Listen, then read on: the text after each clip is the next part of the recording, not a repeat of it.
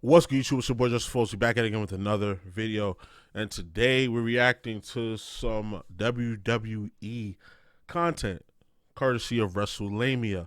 So this is the 10 times WWE was forced to address the elephant in the room. I've been posting some WWE content lately.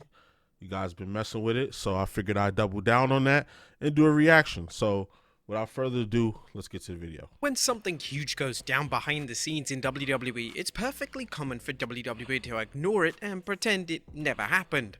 However, Right. from time to time, WWE will openly address whatever is happening behind the scenes. This is rare, but when it happens, it becomes incredibly newsworthy. Join us now as Wrestlamia looks at 10 times WWE addressed a major controversy.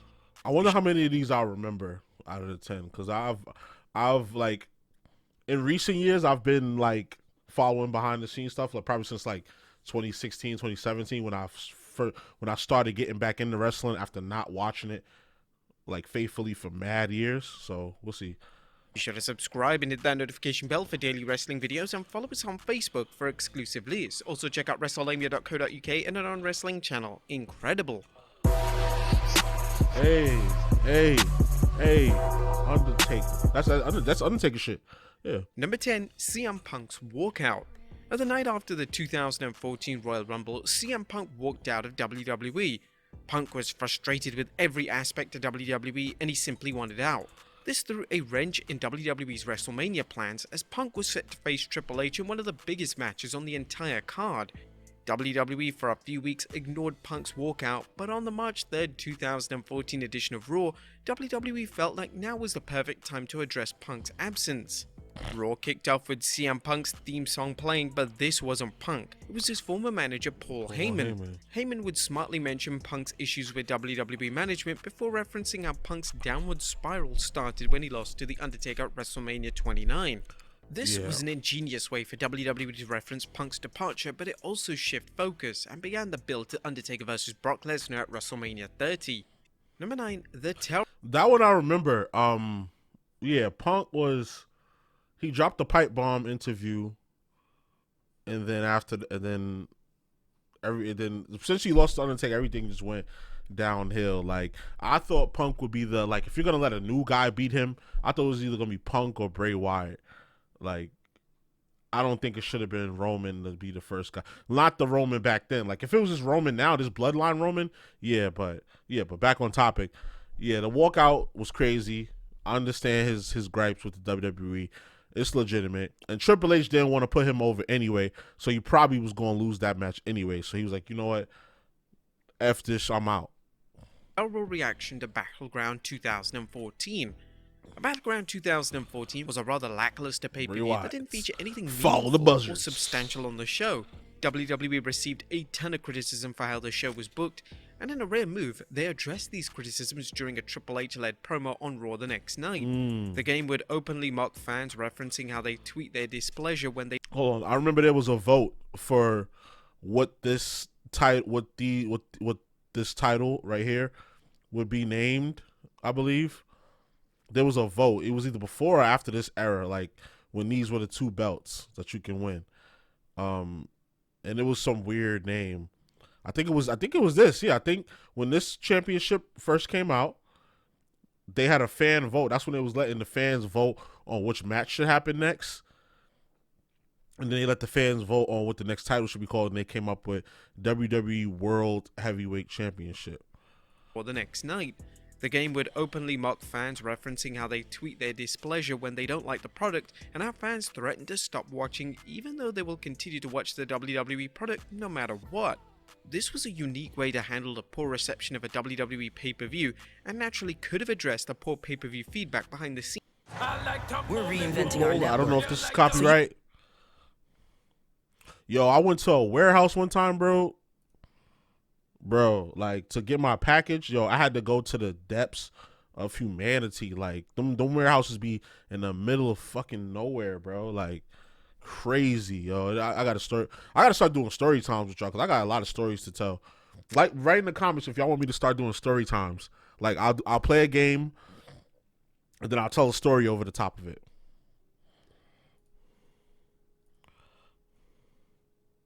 Mock the audience. Number 8, Bret Hart's absence at WrestleMania 22. Now, Bret Hart returning to WWE in 2006 was a huge deal. Hart agreed to be inducted into the WWE Hall of Fame, but the former WWE champion still had a lot of reservations about WWE, specifically Vince McMahon. It's tradition for the Hall of Fame inductees to make a brief appearance on stage at WrestleMania each and every year, and in 2006, Hart simply said no. When the Hall of Fame inductees were being announced by Howard Finkel would declare that Hart wasn't comfortable attending the event. Whilst this was disappointing, it was appreciated that WWE mentioned Hart's absence. Number 7, Brock Lesnar. I wonder what smoothed things over, because he's made appearances after that, especially more recently. He's made more WWE appearances. He's expressed his dislike for how wrestling is now, like with the over the rope dives and stuff like that. But I wonder what smoothed it over. They cut him a big check and he needed money, so he just took it. Because when he did appear, like he appeared on AEW and he announced the AEW World Championship, if y'all remember that. And then after that, he appeared in WWE. And even before that, I think he appeared in WWE. So, yeah, I don't know if they cut him a nice check to pull up, and he needed that quick million. I don't know. Bret Hart, much respect to him, much respect to the legend. I did disagree with his take on that with the dives over the ropes, but it is what it is, you know. He has his opinion. Lesnar leaving. One of the top matches on the WrestleMania 20 card was the dream match between Brock Lesnar and Goldberg. Unfortunately, on the weekend, they were both of the leaving, show, so nobody cared. Online that both men planned on leaving WWE immediately after WrestleMania, and consequently, the Madison Square Garden fans wanted no part of the match. Both men would be extensively heckled, and this completely threw both men off their game, as they clearly didn't expect a reaction of this nature. WWE would smartly address the heckling through Jim Ross on commentary, as JR would mention how there were rumors that Lesnar is exiting WWE to play football. This was a clever move by WWE, as to completely ignore the reaction would have seen them insult the viewer's intelligence, which is something that should always be avoided. Number 6, Dean. Yeah, they tried to soften that up by putting Stone Cold in the match. They was like, oh no, they're not gonna boo Stone Cold, but they weren't booing Stone Cold. They were booing Brock and Goldberg, because the match, they felt like the match was shit, because it's like these guys are leaving. This was around the time when like you start getting information on what's going on behind the scenes. That's becoming more prevalent. That type of thing is becoming more prevalent, and it's like you can't really hide shit no more. Brock was gonna go play football. I think he eventually went to the Vikings, but got cut. But he was in the Madden game. He was in the Madden game, though. One of those old Madden games from back then.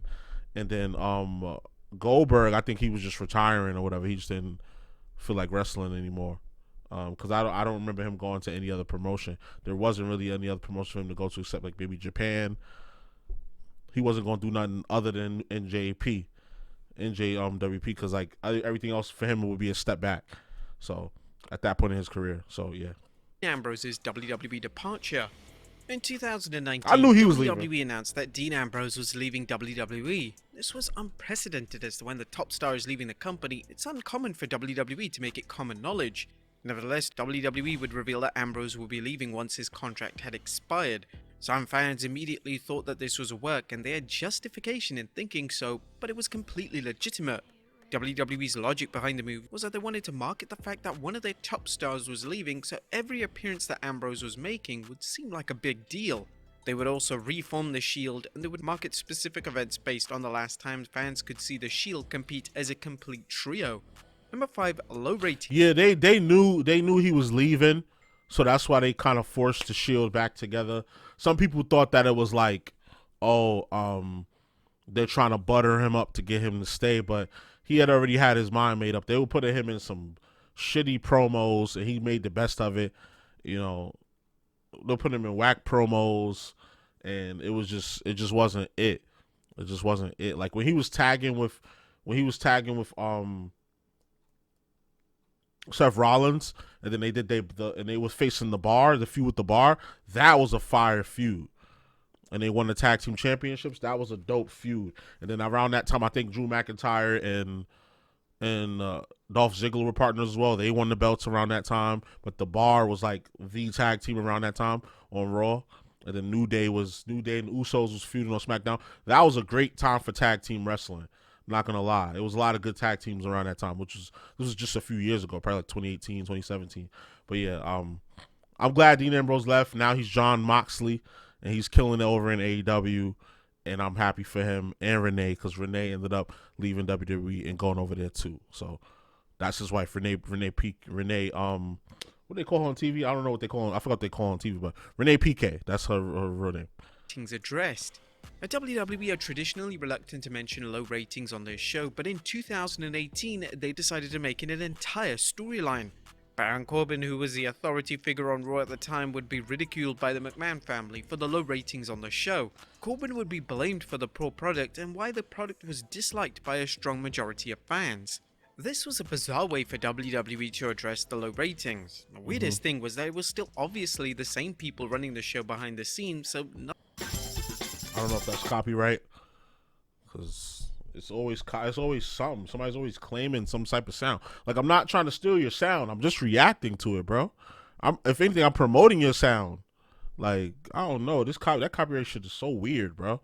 I'm promoting your sound. Maybe people will go to it and buy from your company or buy your song because they heard it on my video. Like, I don't got the biggest audience, but my audience is definitely growing. Like, come on now.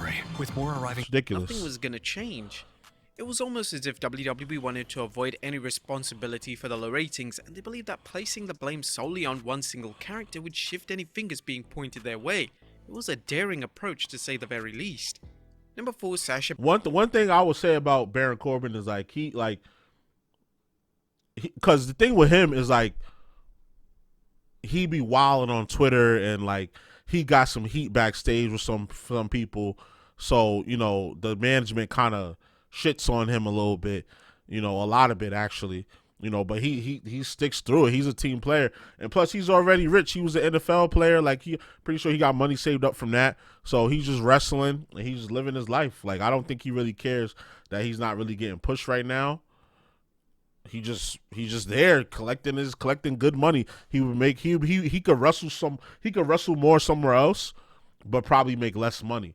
So I don't know. I would like to see him in a serious world heavyweight or world championship position, or maybe intercontinental or something like that. Him versus Gunther. I think, if we have a serious Baron Corbin character, we can build something with that. I think that we can get a really good match out of Gunther and why can't I remember his name? Baron Corbin. Yeah, I think that would be a big, heavy hitting main event type of match, because he has the ring ability. He's good on the mic. Whatever character you want him to play, he knocks it out of the park. And I would like to see him on the championship sometimes. I know they were gonna put him. He was on the Money in the Bank. He was supposed to cash in and win, but they made him cash in and lose it because of some wild stuff he was saying on Twitter. So, and in my opinion, he never really recovered from that, because we haven't seen him in any type of main event or championship capacity. I mean, he gave Roman Reigns his first loss since whenever, 2019, because he hadn't been pinned since 2019. But he did take a loss in a tag team match on SmackDown recently, so he got that under his belt. But and they put him with JBL to boost him up a little bit. But we need more out of Baron. I want more out of Baron Corbin. I think he could be a champion. Sasha Banks and Naomi's walkout. Sasha Banks and Naomi walking out of the WWE in May 2022 sent shockwaves throughout the wrestling world. They was on the belts Banks too. and Naomi weren't happy with their creative direction, so they decided to literally walk out of Monday Night Raw. It was expected that WWE would mention their departure, but with them being the reigning women's tag champions, WWE had to reference the fact that the champions were no longer on the show. On the SmackDown following their walkout, WWE did the unthinkable. Lead commentator Michael Cole would reveal that Banks and Naomi had been indefinitely suspended for their actions, stripped of the women's tag titles, and had let everyone down. Fans were quick to defend the duo for their actions and call out WWE for this smear campaign that they were running. It was obviously the work of former chairman Vince McMahon in the era of Michael Cole, but it was still way over the line. Number 3, Cody Rhodes is... Yeah, they weren't happy with the creative at the time. They weren't happy with what was going on. Mercedes, well, her name was Mercedes, Sasha Banks. She was unhappy. Naomi's her best friend. She rode out with her. They was tag team champions at the time, so they just put the tag team titles on the desk and just walked out. And now we see Mercedes. Her name's Mercedes Moné now. She's out in Japan killing it. She won the IWGP Women's title versus Kairi Sane of all people. And now she's about to do her first title defense coming up soon. I think at the end of this month. I think next week, like the end of this week coming up is Sunday. Yeah, the end of this week coming up, she's defending it. So I'm definitely gonna be watching that. But yeah, that was a crazy walkout. Like I knew it was real. Like I knew it wasn't no storyline shit, because like all the blogs and dirt sheets was reporting it. Like they really walked out. His AEW run. Now, upon Cody Rhodes' dramatic return to WWE at WrestleMania 38, fans were curious as to if the WWE would reference Rhodes' run in AEW. It was common knowledge where Rhodes had been, They did. but it took WWE till June of 2022 to finally reference Rhodes' past. During a promo segment with Seth Rollins, Rollins would directly reference Rhodes' time in AEW. He stated, "You left WWE 6 years ago because you weren't good enough. And then every single day that you were gone, you and your little friends tried to tear down what I was building here. And when that did work out so well for you, you came running back. The prodigal son returns home to fulfill his family legacy. Not on my watch, pal. You don't get to be the conquering hero in my kingdom. No. You don't get to take a sledgehammer to the throne and get to come back to take that throne from me. I don't like you. I don't want you here. In 6 days, I'm going to prey on your insecurities. I'm not going to just change you. I will end you. And we can finally wake up from this American nightmare." That was a very stinging promo from Seth Rollins. I remember that. Even though Cody went 3-0 on him, and I think that probably was the idea, because you want to get him over back in WWE, and he deserves it. Cody's a way better wrestler now, and who else to bring in the door than Seth Rollins? Because Seth Rollins during that time, he was just like in a period where he's just putting everybody over. He put Riddle over, he put a couple other guys over, and he put over Cody. So that was a very stinging promo. Like he went to AEW, and I think he was over, but I don't think he was over in the way that people thought he would be over. So they say, nah, you didn't get over because you're the EVP of the company and you're not super over. Like Darby Allin's more over than you, so you had to like put him over in a match, like shit like that, you know. Or Hangman Page bigger than you, like, you know. So and he's been to other top promotions. He's been in TNA when it was actually pretty decent, you know. He's been to other top promotions. He's been the leader of Bullet Club before, but when he made his own company, he couldn't get over in the same fashion, which was kind of crazy. But it is what it is. Number 2, fans hate WWE product in 97. Throughout the mid-90s, WWE was falling behind with the time, and the WCW product was representing what the modern wrestling fans wanted. WWE were relying on dated, cartoonish characters, and it wasn't working, and they needed a new approach. As WWE went into 97, the product slowly but surely started to have an edge to it. And by the end of 97, Vince McMahon decided to break the fourth wall and publicly address the WWE audience. On 15th December 1997's episode of Raw, McMahon would state that he was fully aware that the fans are tired of having their intelligence insulted, and they were tired of good guys versus bad guys. McMahon would then declare that WWE were going to open the creative envelope, and this in turn would see the official introduction of the beloved and acclaimed Attitude Era. And number 1, Stone Cold Steve Austin's walkout. Stone Cold Steve Austin Attitude Era was the best era in wrestling. I've done my homework. I've looked back as far as when it was black and white in the 1950s, 40s, or whatever it was, when in the territory days. I listened to a lot of the Jim Cornette podcast where he often reflects on his time back in the 80s or whatever, and he reflects back to what he was taught about the 40s and 50s and 60s and stuff.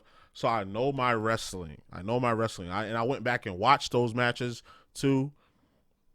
And listen, man, for me, that's the era I grew up in. And I can say the Attitude Era up until the Ruthless Aggression Era, up until that ended, up until like the PG era came in, like the best wrestling ever. Like some people will sit there and say, oh, it was cheesy, it was this, it was that, but that's when they were making the most money. Stone Cold Steve Austin, it's crazy that I paused it here because I was gonna mention him anyway. Stone Cold Steve Austin is like the biggest, was when he was at his peak, he was the biggest draw like ever in wrestling. Like even if you date back to the territory days, he was up there with those type of numbers. And definitely in his era, he was the biggest draw. Like when Stone Cold Steve Austin was on your screen, you're watching, no matter who you are. Like everybody was in the wrestling at this point in time. It's not like that no more. Even though you got great performers, you got great characters, great people on the mic like a Roman Reigns. You got even great women's wrestling. You got Charlotte Flair. You have Charlotte Flair. You have Bayley. You have Rhea Ripley. You have, I think I said Bianca Belair already, right? Yeah. Like you got people like that. You know, you got your Roman Reigns. You got your Cody Rhodes. You got your Brock Lesnar's, a legend, which is he's now like in that legend territory. You know, and it's just not the same. It's just not the same as this era, as the Attitude Era and the Ruthless Aggression Era. Now, I might be biased because that's the era I grew up in. That's what I grew up watching. But like I said, I've done my homework. And, bro, this stuff was just better. It was just better. Better wrestling, better promos, better vignettes, better pay-per-views, better looking titles, everything. Out of WWE in 2002 was without a doubt the biggest walkout in the company's history. Austin was their top babyface, and his decision to walk out was predominantly based on the fact that he didn't want to lose to Brock Lesnar. He didn't want to put Brock over. He felt like he didn't do enough. Like he didn't want to put Brock over. And if I was Stone Cold back at that time, I wouldn't have wanted to put him over either, to be honest. On free television, Austin departed the company, left WWE Creative in a state of disarray, as they were without their biggest attraction and their creative plans had to be reworked. On the episode of Raw that Austin no-showed, WWE devoted a ton of TV time to address Austin's walkout. Vince McMahon would cut a promo declaring that Austin had taken his ball and gone home.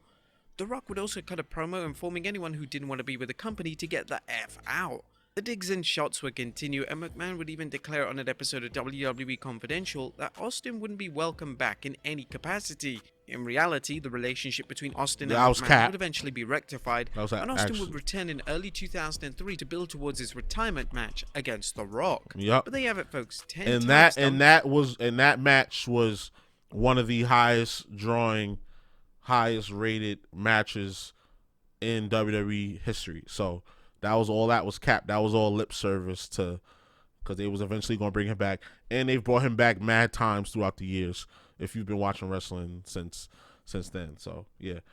WWE addressed a major controversy. Be sure to leave your comments down below, and I'll see you next time with some more wrestling content. That was dope. The authority. That was really dope. I know that's gonna be copyright. Yeah, but yeah, that was really dope. That was a dope video. I thought it was gonna be something that I didn't know about on the video, but it turns out I knew everything that was coming on this video. Dang, double ad. Yeah, I knew everything that was coming. So I think the most out of all of these, the most surprising one, let me think. The most surprising one was probably the Sasha Banks walkout. The Sasha Banks and Naomi walkout, because I didn't know that she was that unhappy. Like she eventually did like a bunch of interviews and things of that nature, and she did her own mini documentary series it's on her YouTube channel if you want to check it out, Mercedes Venado. And she talked about a lot of that stuff, and she was depressed. She hadn't heard her real name in years. She haven't seen her real hair in years. That's why she changed to the blue wig when she did come back. So even when she did come back, she took some time off, came back, changed her hair to blue, turned heel, and she was still depressed. Like still depressed on top of that. And she did a whole nother couple of years run, you know, and was fighting through all that depression. And then she finally had enough, and she just had to leave.